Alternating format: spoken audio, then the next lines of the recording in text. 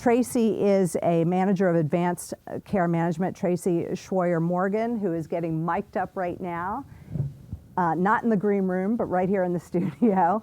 And we'll be happy to take any questions that you may have about the differences between hospice and home hospice and palliative care, and how you make the decision to be in one or the other. Tracy, thank you so much for being with us. Thanks. You're all hooked up and good? I think. I don't know if I'm on. He's working on it.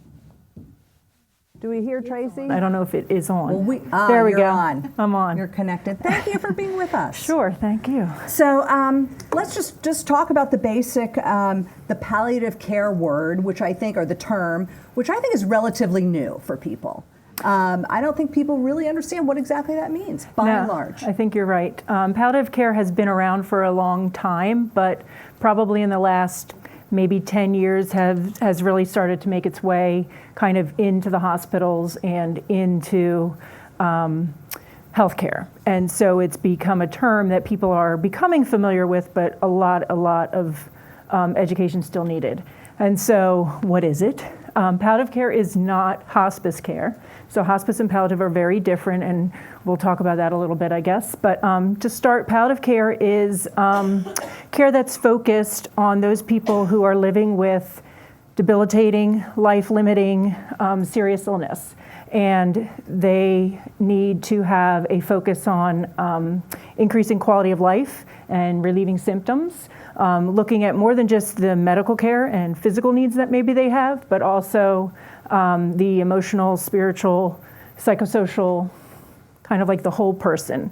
And all of that then coupled along with a focus on what are your goals, what is advanced care planning, how can we help, and sort of just helping people be educated about their illness and then really being able to make informed decisions on the kind of care that they want going forward. How do they want to live? So it's very all-encompassing. Yep. Which means that you have to have all kinds of people working on this palliative care for one individual. You do. So it is an interdisciplinary team, always, and it varies from place to place depending on what is available. But primarily you're going to have a physician and a nurse practitioner or nurse, and then you will most often have social work, and then there is always chaplain support, there's always volunteer support, pharmacy support. So it really depends on the setting for one and sort of the availability of the support services, but always physician, nurse, and then kind of a combination of other specialties. I don't want this to sound callous when I say it, but is it in some ways pre-hospice? A lot of people will refer it to that. So we like to look at palliative kind of. Do you ever come off of palliative care or come out of palliative care and not go to hospice? Yes. Okay. You do. Okay. You can. Okay. So if you've kind of determined what your goals are or what you need, and maybe you've relieved some symptom and some relief and some stress, then maybe we've met your goals and we've got to a place where you feel pretty good. And we can back off, and maybe you don't need our services. You'll continue your medical care with your primary care doc or your specialist. But if a circumstance occurs and changes and causes some decline, then maybe you come back to us. Or maybe it's at that time you would go to hospice. So this is without question, and not that all medicine isn't, but this is an art. It is a specialty. There is a specialty certification for physician, nurse practitioners, nurses, social work, just as cardiology, pulmonology, it is a specialty certification. I want to go into hospice in a moment, but I want to stick with palliative right now. But who is eligible for palliative care? Are we all eligible for palliative care if we're under the care of Gbmc? So at some point or another, we probably all will be eligible for palliative care. So if you are over the age of 18... Actually, it sounds wonderful. It does. If you're over the age of 18 or 18 and over and you don't have an advance directive, we could have a conversation. If you're older and you have a chronic illness like heart disease, lung disease, diabetes, and just not really sure what's going to happen next, we can help to educate that. So yeah, everybody is at some point going to be eligible for palliative care. So should we all in this room either have or be thinking of getting an advance directive? You should already have one. You should have one. At the age of 18, and I'm curious, as an adult, who has one? Who has one? Show of hands. Uh-oh. Less than half? Looks like that. And you are actually probably about the national number. So 88% of people, if you would ask Americans, they want to die at home, right? How many actually do? Less than 25%. Wow. So you have about 50% of the people die at the hospital and about 25% die in a nursing home. So why wouldn't you want an advance directive, right? To direct your care and let people know in the event that you can't, where you want that care to be. And so that's why it's important. And an advance directive, too, is you can change it over time. You can change it over time. Obviously, we grow and we have different thoughts about how we want our futures to be. Mm-hmm. Why don't we have them? Is because we don't want to talk about death, and certainly not our own? I think it's not been the normal thing, right? It's not like we sit around the dinner table and say, hey, what's your advance? Yeah, what's your advance rate? What's for dessert? What's your line? Yeah, it's typically how's your day, how's your this, but it really needs to be a conversation that happens sooner than later. And it isn't necessarily about death, it's about how you want to live, right? So it's how is that life that I have going to play out? And you want to be the director of that. So what goes into it? I thought it was just kind of, do I want, certain medical well, so the first part of it is... Or do I not? Yeah, the first part of it is to designate a person to be your agent to make healthcare decisions in the event that you can't. That's the number one important part of it. The second part, and depending on which document you use, different pieces, but they all generally are the same in that you, given a certain circumstance, medical condition, what kind of care would you want or would not want? And that's about it. Does it give you the list of choices? It gives you some lists of choices. It gives you sort of three options. So if I was in a vegetative state, if I was terminal, or if I was in a coma, which kind of care would I want? And then you sign it. You get some witnesses to sign it, 2 of them, that aren't the people you named. It doesn't cost anything. It doesn't need to be notarized in the state of Maryland. And then you make sure everybody gets a copy and that it travels with you wherever you go. Why is this important? It's important because you want to honor a person's wishes, and you want to be able to make sure that everybody knows and that you are living the way you want to live and die the way you want to die. And not only that, too, but because let's say, and not to get so technical, but let's say you're unconscious or you don't really realize what's going on. But it also helps your family members, right? I was going to say, yeah. Yep. Yeah. Decisions that they don't necessarily have to wrestle with because exactly. you've decided. Right. That burden of decision. So again, if you ask people, so that plays into your guilt. It does. Yeah, because you ask people, what do you want from that? And so basically, people want to be informed. Right? You want to make it your decision. You want to die with dignity, and you want to relieve a financial and medical burden. And so if you are putting it out there for people, then you're really picking a person who you can trust is going to honor what you've already told them you want. So it's not really a decision they have to make. It's just being an advocate for you in the moment that you can't be for yourself. So palliative care now comes in, and now you've increased your village of people who are helping you live the way you want to live. And how do you decide who's eligible? Is anyone eligible? I gather you're working closely with the doctors because, again, it's a team approach. Right. How does this all play out? Yeah. And so, how often? And So, again, anyone at any age, ideally at time of chronic diagnoses, so at the time you're told I have heart disease, at the time you're told I have dementia, that's the best time to be introduced to a palliative provider. Often it doesn't happen for a couple hospitalizations later, or maybe once you're in a nursing home at rehab or something, and that's okay. We'll take it whenever to get in front of the audience and kind of talk to you about what's going on with you. But any age, at time of diagnoses, and again, we're going to work with you, we're going to work with the physician and the other parts of the team and the family to establish your goals, get to a point where you feel comfortable that we've met the goal. What makes you happy? What brings you joy? How do you want to do X? Would you want this? And then if you are having symptoms related to your chronic illness, shortness of breath, nausea, whatever it might be, anxiety, we're there to help make recommendation and support your primary doc or other specialist in ways that might help you relieve those symptoms and that stress. And once we've kind of done those things, maybe put a directive in place, everybody's a little bit different in what they need, but once we sort of do those things, then maybe that's all we needed, we're done. Maybe that takes a month, maybe it takes a couple of visits, maybe it's once. It's hardly ever once, But you're kind of in the system. but we're in the system, and then if something changes, you can always be referred back to a provider, and or if I always use dementia as a patient who has dementia or Alzheimer's. That is a trying, debilitating, very long, sometimes progressive disease, and so it's not just memory loss. It's got a lot of different components with it that people don't necessarily think about up front. And so we tend to stay with those families and people a lot longer, just because you never know when the change is going to happen. So we can be with somebody for a shorter period of time, and we can be with somebody for a year. Okay, which leads me to my next question, and I'm sure there's a spectrum. Is there an average length of palliative care? How long? Is it as needed? Yeah, so as far as returning and will follow-up, you stick with someone we'll for stick years? with someone for years if need be. And again, that tends to be the older person who maybe has that dementia debilitating or very symptomatic. But their specialist is usually always involved still, so it's really working with them.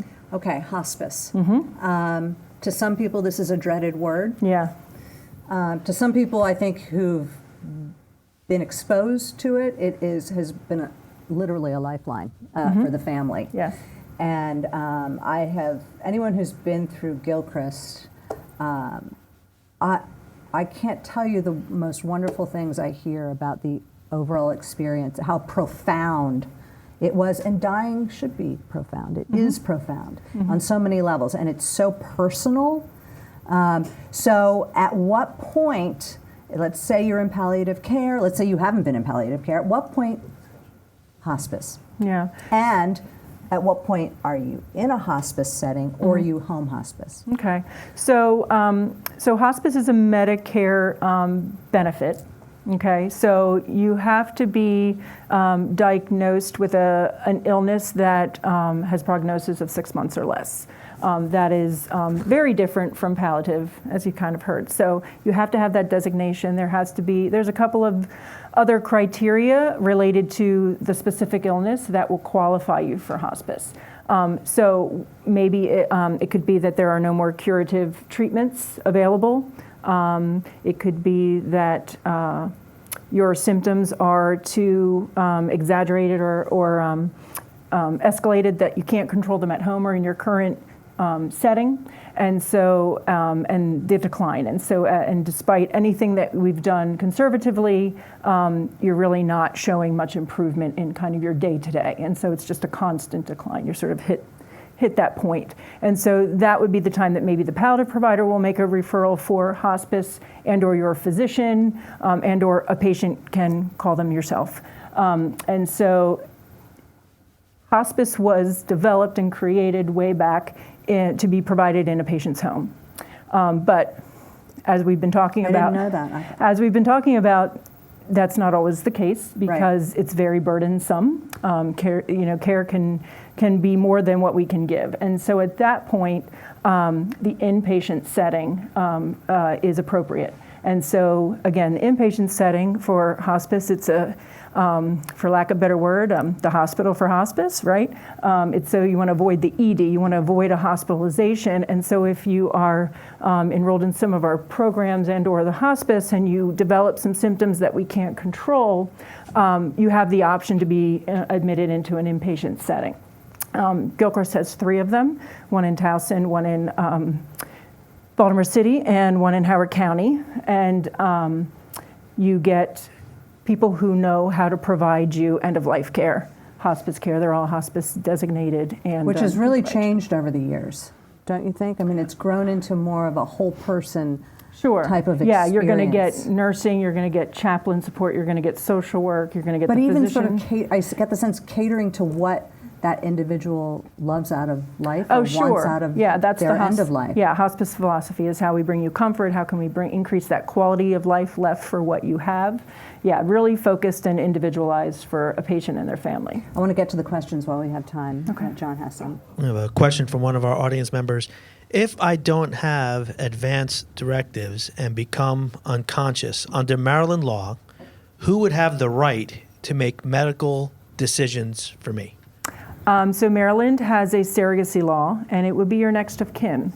So if you are married, it would be your spouse or life partner. If you aren't married, then it would be a child. And not just one of them, it would be all of them. So equal decision making. That's fun. That's, yes. If you don't have any children, it would go to your siblings. So it kind of, but it's not one, you can't just, somebody can't just say, well, I'm the oldest. Doesn't work like that. It's all siblings. So Maryland has a specific surrogacy law that's followed. And you would also then, it requires some physician assistance to deem somebody or a treatment that it's not effective or that it would be futile. So it's not as easy as black and white without sort of that signed document that gives somebody the consent to withhold a treatment.